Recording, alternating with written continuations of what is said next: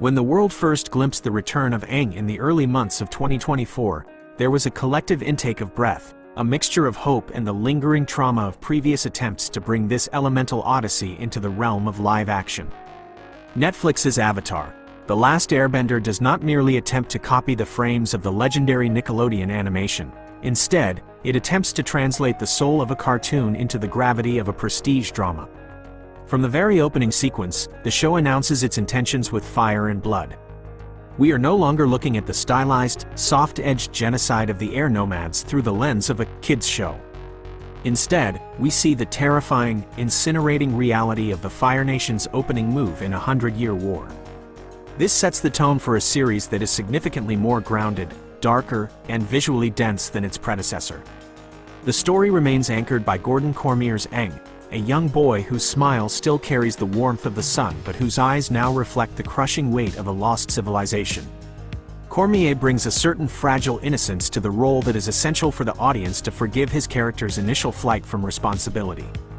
He isn't just a superhero in training, he is a refugee of time, waking up in a world that has grown cold and cynical in his absence. Beside him, the Southern Water Tribe siblings, Katara and Sokka, undergo a fascinating transformation. Kiawentiio's Katara is a quieter, more internalized version of the character, grappling with the grief of her mother's death in a way that feels heavy and tactile. Meanwhile, Ian Ousley's Sokka navigates the difficult transition from a comedic relief figure to a young man burdened by the pressure of being a protector in a world of monsters and benders. The visual language of the show is perhaps its greatest triumph and its most debated element. The volume, technology, and high-end VFX bring the Four Nations to life with a vibrancy that feels almost tactile. When the Fire Nation soldiers bend their elements, it isn't just a splash of orange light. It is a roaring, hungry entity that leaves ash and smoke in its wake. The Northern Water Tribe's capital is a marvel of ice architecture, glowing with a blue, ethereal light that makes the viewer feel the sub-zero temperatures. However, this beauty comes with the challenge of pacing. The first season attempts to weave the episodic nature of the original, Book 1, into a serialized narrative, often merging 3 or 4 separate adventures into a single location like the city of Omashu. This creates a dense, sometimes breathless experience where legendary characters like King Bumi, Jet, and the Mechanist all collide in a single afternoon. While the gong provides the heart, it is the antagonists who provide the soul of this adaptation. Dallas Liu's Zuko is a revelation. He captures the twitchy, desperate energy of an exiled prince who is fighting not just for his throne, but for the right to exist in his father's eyes. His chemistry with Paul Sun-Hyung Lee's uncle Iroh is the emotional anchor of the entire production. Lee portrays Iroh with a gentle, tea-sipping wisdom that hides the scars of a grieving father and a retired general. Their relationship feels lived in and painful, making their journey across the oceans feel like the most important part of the story. On the other side of the fire, Daniel Dae Kim's Fire Lord Ozai is no longer a shadow in the flames. He is a terrifyingly present patriarch, a man whose love is as destructive as his fire.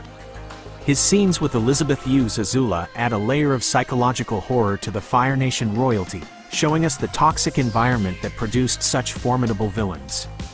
The music, a reimagining of Jeremy Zuckerman's original themes by Takeshi Furukawa, acts as the invisible thread tying the elements together. It swells with the nostalgia of the past while adding a cinematic grandeur that suits the live-action scale. When the familiar Avatar theme hits during a moment of spiritual transition or a massive battle, it triggers a visceral reaction that reminds us why this story is a modern myth. The action choreography also deserves praise. The bending styles are clearly rooted in traditional martial arts, Bagua for air, Tai Chi for water, Hung Gar for earth, and Northern Shaolin for fire, giving the supernatural fights a sense of physical logic and momentum.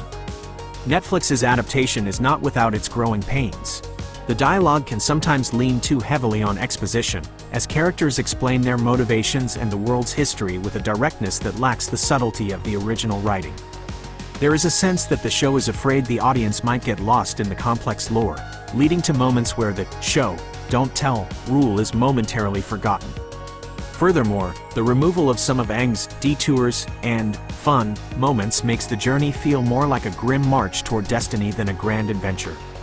Yet, these are the trade-offs of translating 20 episodes of animation into 8 hours of live-action television.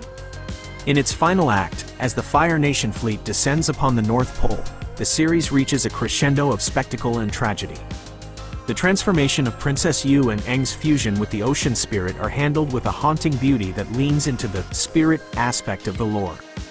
It is a reminder that Avatar is, at its core, a story about balance, between nations, between humans and spirits, and between the duty we owe the world and the duty we owe ourselves.